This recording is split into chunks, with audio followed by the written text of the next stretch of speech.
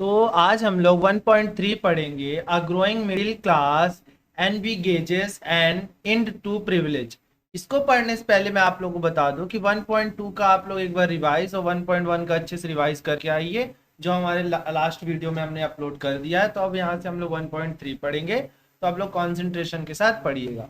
तो क्या अ growing middle class, अ growing middle class मतलब क्या होता है? जो मध्यम वर्गीय होते हैं, मतलब जो ना हाई क्लास ना लोअर क्लास, जो मिडिल क्लास होते हैं। ग्रोइंग मतलब क्या होता है? उनका बढ़ना। The growing of middle class और envisages and end to the privilege. मतलब यहाँ पास क्या प्रिविलेज मतलब तो आप लोग जानते हैं, जो शिक्षित होते हैं, मतलब ऐसे लोग जो थोड़ा शिक्षित होते हैं। तो और एविंगेज मतलब क्या होता है? जो उनके विचार होते थे, जो उनके विचार होते थे उनका खत्म। मतलब जो एक प्रिविलेज लोग थे, उनका जो सोच था, वो जैसे जैसे जो ग्रोइंग मिडिल क्लास लोग बड़े होते गए, ग्रो करते गए, तो उनका जो विचार था वो भी थोड़ा थोड़ा खत्म होने लगा। तो हम लोग इसमें यही पढ़ेंगे कि जब जो मध्यम वर्गीय उनका जैसे जैसे बढ़ना हुआ और जो ज्यादा शिक्षित लोग थे, तो उनका कैसे किस प्रकार से उनका कम होने लगा, वो हम लोग पढ़ेंगे। ठीक, उनकी हेल्प ही लेकर धीरे धीरे इनका भी एक मिडिल क्लास लोग भी बढ़ने लगे। जैसे इन द पास्ट, पास्ट में हम लोग क्या देखेंगे? जो पीजेंट, पीजेंट मैंने आप लोगों को बताया, जो फार्मर होते हैं, किसान। और जो वर्कर्स, वर्कर्स मतलब जो काम करने वाले होते हैं, had participated in revolts against increasing taxes and food scarcity. मतलब हैड पार्टिसिपेटेड मतलब पहले ही ये लोग पार्टिसिपेट कर चुके हैं किसमें? रिवोल्ट्स में, क्रांति में। किस किस प्रकार के लड़ाई में? पहले ही इंक्रीजिंग टैक्स, जो बढ़ता हुआ टैक्स था, और जो फूड स्कैरिटी मतलब जो खाने की कमी पड़ गई, उसके लिए लोग पहले ही लड़ाई कर चुके थे, रिवोल्ट लड़ चुके थे। But they lacked the means and program to carry out full scale measures that would bring out a change in the social and economic order। देखिए इसमें ये क्या बताया है यहाँ पास? But they lack the means and programme to carry out. इसका मतलब क्या है? कि वो लोग का एक सोच तो था ये सब चीजों को कम करने के लिए, बट जो चीजें की जरूरत होती है, जो चीजों की जरूरत होती है किसी चीज को हटाने के लिए, वो ये फार्मर्स और जो वर्कर्स थे वो लोग की बस की बात नहीं थी कि वो लोग किसी चीज को कम कर सके। This was left to those group within the third state who had become prosperous and had access to education and new ideas। तो जो ये फार्मर्स और वर्कर्स थे, ये काम इन्होंने किसके ऊपर थोप दिया? इन्होंने बोला कि जो थर्ड स्टेट के लोग होते हैं, जो कि थोड़े बहुत शिक्षित होते हैं, जो कि थोड़े बहुत शिक्षित होते हैं और उनके जो नए नए आइडियाज होते हैं, वो लेकर आए और ये सब चीजों को चेंज करें। क्योंकि वो जो वर्कर्स और फार्मर्स थे, उनकी बस की बात नहीं थी, क्योंकि कुछ भी चीज नया चेंज करने के लिए बहुत चीजों की जरूरत पड़ती है, इकोनॉमिक वाइज, सोशल वाइज, हर चीज। बट जो था, तो इन्होंने क्या किया? थर्ड स्टेट के लोगों को दे दिया, बोला कि अब आप लोग देखिए। क्योंकि वो ऐसे लोगों के साथ उनका उठना बढ़ना भी हो गया था, जो पहले ही थोड़े प्रिविलेज थे, इस कारण उन्होंने इनको दे दिया। The 18th century witness, 18th century ने क्या देखा? The emergency of social group term the middle class. ठीक है, जो एक मिडिल क्लास उभर के आई। क्या उभर के आई? 18th सेंचुरी में मिडिल क्लास के लोग धीरे धीरे उभर के आने लगे। हु अर्न देयर वेल्थ, जो अपनी कमाई कैसे कमाते थे? मतलब जो उनकी इनकम, वेल्थ मतलब कमाई, इनकम वो कहां से पाते थे? Through an expanding overseas trade and from the manufacture of goods such as woollen and silk textile. मतलब ये लोग जो ओवरसीज ट्रेड होता है, व्यापार करते थे बाहर के देशों में, और मैन्युफैक्चर करते थे गुड्स, मतलब सामाने खुद बनाना शुरू कर दी। किस प्रकार के सामाने? जैसे वुलन एंड सिल्क टेक्सटाइल, मतलब ऊनी और ये टेक्सटाइल इंडस्ट्री में ही इंडिया, जैसे आप लोगों को पता है कि पहले के टाइम में इंडिया मतलब टेक्सटाइल ही उनका मेन था, मोटिव था। तो उसी से इंडिया का ग्रोथ होना शुरू कर दिया। इंडिया का जैसे आप लोग एग्जांपल लेते हैं, उसी तरह बाकी कंट्रीज में भी जो टेक्सटाइल होता है वो प्राइमरी सेक्टर होता है, उसी से सबका ग्रोथ होता है। तो वो जो थर्ड स्टेट के लोग थे, उन्होंने किसका हेल्प लिया? टेक्सटाइल का हेल्प लिया। दैट वेयर आइदर एक्सपोर्टेड और brought by the rich member of the society. जो क्या था? खरीदा भी जाता था और बेचा भी जाता था। और कौन खरीदता था इनको? Richer member of the society, जो बहुत ज्यादा ऊंची सोसाइटी होती, वो लोग इनको खरीदते थे। In addition to the merchant and manufacturer, the third state include professions such as lawyer और एडमिनिस्ट्रेटिव ऑफिशियल। मतलब जो थर्ड स्टेट के लोग थे उनमें इनका भी कैटेगरी आने लगा, क्योंकि थर्ड स्टेट में भी धीरे धीरे जो लोग थे उनमें शिक्षित प्रिविलेज होते जा रहे थे। तो उनमें कौन कौन आया, लॉयर्स आ गए और एडमिनिस्ट्रेटिव ऑफिशियल, मतलब जो कोई ऑफिस वर्क देखते हैं वो सब लोग भी आने लगे। All of this were educated, ये सब लोग शिक्षित थे, and believe that no group in society should be privileged by birth, और उनका ये भी मानना था कि जन्म से कोई शिक्षित नहीं होता। ये लोग शिक्षित थे बट ये लोग का ये भी मानना था कि कोई जन्म से शिक्षित नहीं होता, जन्म से वो प्रिविलेज नहीं बन जाता है। Rather a person social position must be depend on it's merit, मतलब जो उसके काम होते हैं, जो उसके विचार होते हैं, वो सब उसको प्रिविलेज या कुछ भी चीज सोसाइटी में बनाने में हेल्प करता है। This idea of engaging a society based on freedom and equal law and opportunity for all, मतलब इन्होंने एक चीज और रखी, जो जैसे कि जो लोग थोड़ा शिक्षित हो जाते हैं तो उनको धीरे धीरे नॉलेज आने लगता है कि हमारे आसपास क्या सही है क्या नहीं है, तो उन्होंने फ्रीडम और इक्वल लॉ, मतलब सभी को एक बराबर इक्वालिटी देना चाहिए, सबकी ये लोग मांग रखने लगे। Were put forward by philosopher, एक फिलोसफर कौन थे, John Locke and Jean Jacques Rousseau. ठीक है, ये दो फिलोसफर थे, उनकी भी यही मांग थी। ठीक है, in his two territories of government, उनका जो एक गवर्नमेंट के रूल्स थे उसमें क्या हुआ, sought to refute the doctrine of divine and absolutely right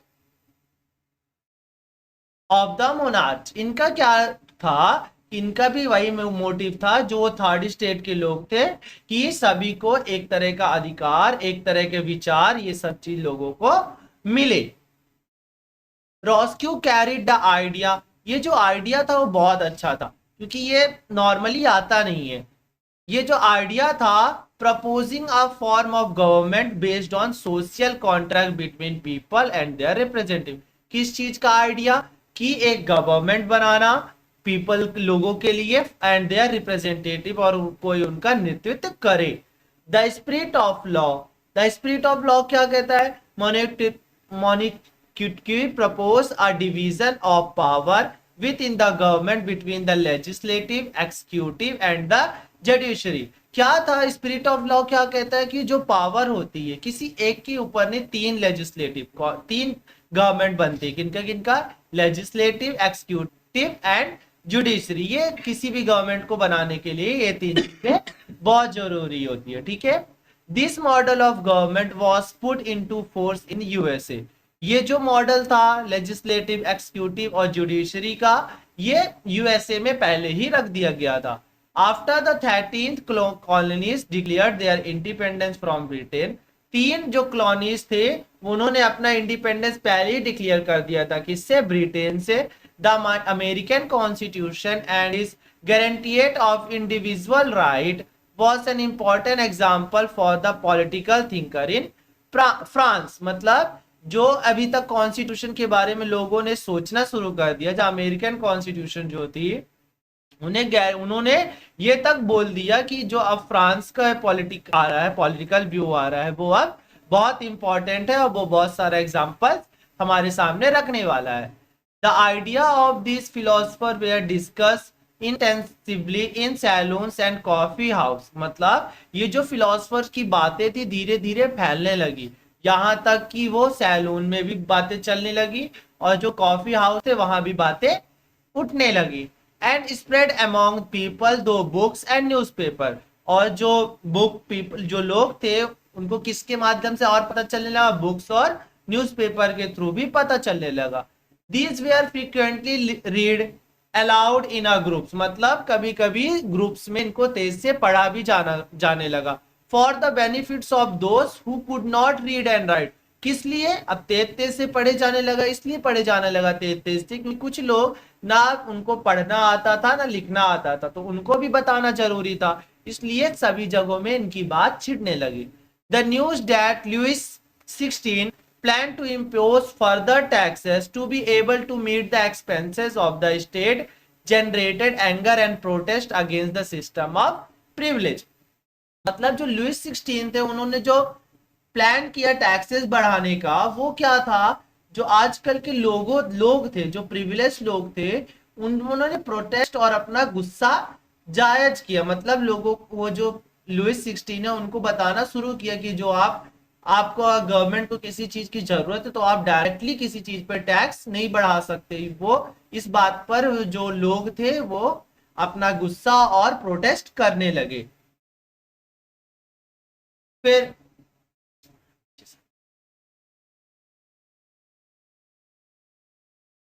account of lived experience in old regime, ठीक है। अब मतलब जो ओल्ड रेगमे थे, मतलब जो उनका पुराना साम्राज्य था, उनमें कैसे किस प्रकार के एक्सपीरियंस लेने लगे, ठीक है।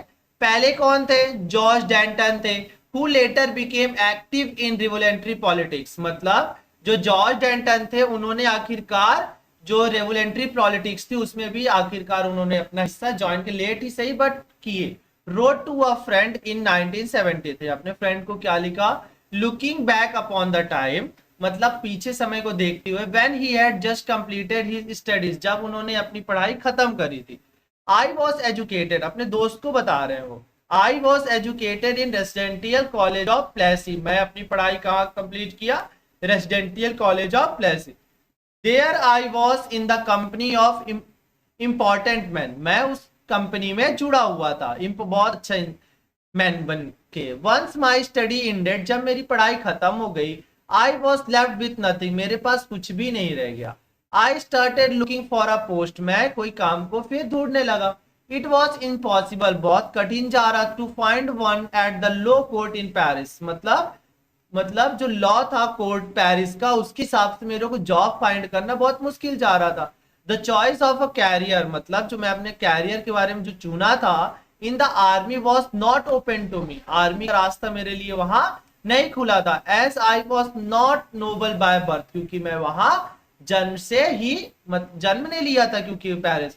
Not did I have a patron, the church too could not offer me a refuge, मतलब जो चर्च थी वो भी मेरे को वहां सहारा आसरा नहीं दे रही थी। I could not buy an office, मैं एक कोई ऑफिस भी नहीं खरीद सकता था। I did not possess a sou, my old friend, पैसा भी मेरे को, वो जो 100 वहां की करेंसी थी वो भी मेरे को नहीं मिल पाती थी, क्योंकि मैं वहां जन्म ही नहीं लिया था, मैं तो केवल पढ़ाई के लिए गया था।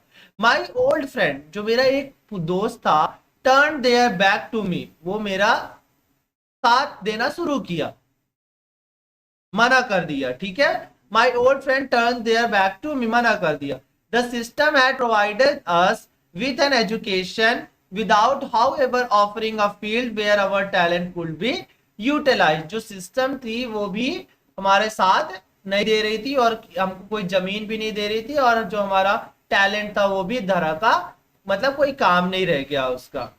और उसी तरह एक इंग्लिश मैन और है, उनका भी ऐसी जर्नी था 1787 से 1789 में, उन्होंने भी अपनी जर्नी के बारे में बताया, और आप लोग रीड कर लीजिएगा। इसमें देखिए एक्टिविटी में क्या है, what message is Young trying to convey here, मतलब जो दो युवकों के बारे में हम लोग पढ़े यहाँ, वो आखिरकार हमको क्या बताना चाहते हैं। whom does he mean, और वो किसको बताना चाहते हैं, when he speaks or slaves, मतलब जब वो किसी के दास बन के रहे या किसी के बारे में कुछ बोलना चाहते हैं, तो हु इज क्रिटिसाइजिंग, तो उनको हमेशा क्रिटिसाइज करते रहे, मतलब कुछ भी अच्छा नहीं बोलते रहे उनके बारे में। What danger does he sense in the situation of 1787, मतलब उनको 1787 में क्या डेंजर, क्या चीज उनको झेलना पड़ा, कैसे सिचुएशन उनके सामने आए, ठीक है। तो आप लोग